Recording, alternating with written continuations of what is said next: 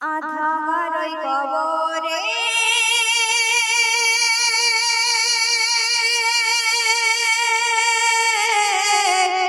থাকবো কেমন করে।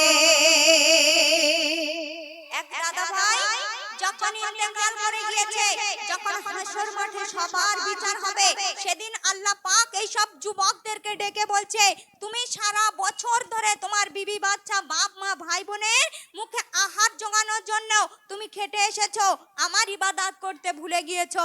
আজকে তুমি যদি একটা নেকি এনে আমাকে দেখাতে পারো, তাহলে তুমি জান্নাতে যেতে পারবে, তোমার একটা নেকি কম পড়েছে। তো সেই একটা নেকি আনতে কোথায় গিয়েছে, সেই উদ্দেশ্য করে শায়র লিখছে, শুনুন। আধার ওই কবরে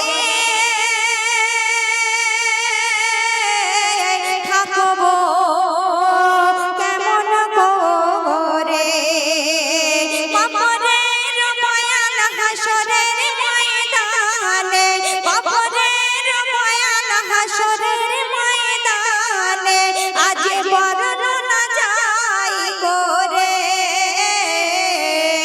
আধার ওই কবরে থাকবো কেমন করে,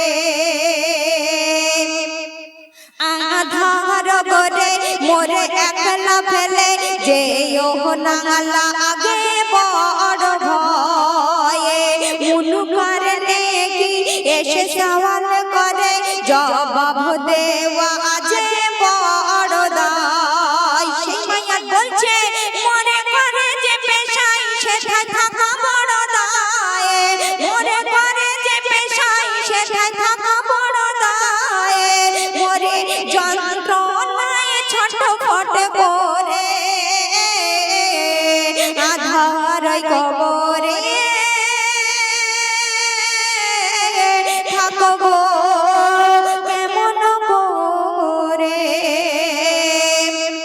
ওই আধার ঘর এত ভয়ানক, যদি কারোর আমল ঈমান ঠিক থাকে, সেই আধার ঘর তোমার জন্য ফুলের বাগান হয়ে যাবে।